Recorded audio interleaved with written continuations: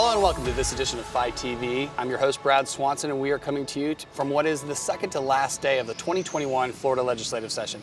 We are joined by Representative Sam Garrison. Sam, thanks for coming on. Thanks, Brad. My pleasure. All right, so freshman, right? You're almost done with your first session.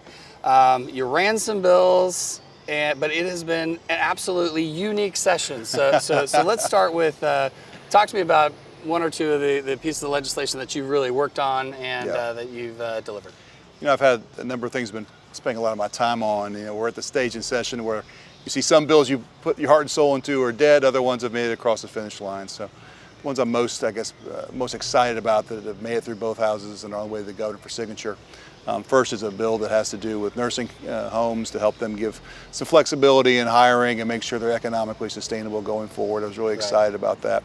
That's an important one to me. One that got a little bit less. Emmett Reed must be very He's happy. very happy. He's a happy good, man, good. And I was really good friend of the program. He is, and I'm very happy about that bill. Some of the stuff that is a little bit less well known is did some work for the Agency for Healthcare Administration, making sure our Medicaid program is being run efficiently. Sure. That's not going to make the front page of any newspaper, but for people who are on Medicaid in Florida, it's a really big deal. That's important. And so we were excited about that. Well, so coming in with your class, you come into a completely unique environment from those of us that have been in this process for a long time.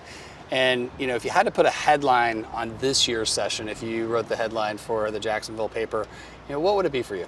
You know, I think I'm a little biased, obviously. Our friends and colleagues in the Senate might take a different perspective, but from the House's perspective, I mean, we really had a list of priorities we set forth going forward. We wanted to focus on education, we wanted to focus on workforce training, and we wanted to focus on a number of criminal justice issues that are very important to the Speaker and important to the members. I think we've, fortunately, here at day 59, I think we've been successful on all those major priorities. So from the House's perspective, I think we're very, very happy. Yeah. Well, I tell you what, it's been a very productive session. I mean, there were a lot of odds makers out there looking at, well, how many bills are they going to run? You know, it'll be ungodly with testimony and everything like that. But it seems like Florida found a way. You know, it's crazy. I remember going back in time to January when we all kind of came to Tallahassee, not knowing what to expect.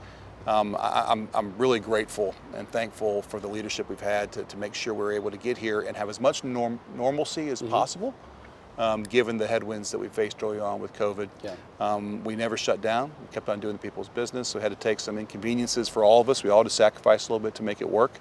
But here we are, it's day 59, and it's been actually, I think, as normal as one could have hoped or expected back in January when we started this journey. Well, I know as FiTV goes, you know, we're always glad to have you on, and we're glad that you only have one more day. Hopefully, you never know what happens before Sunday night, right? Knock wood, right?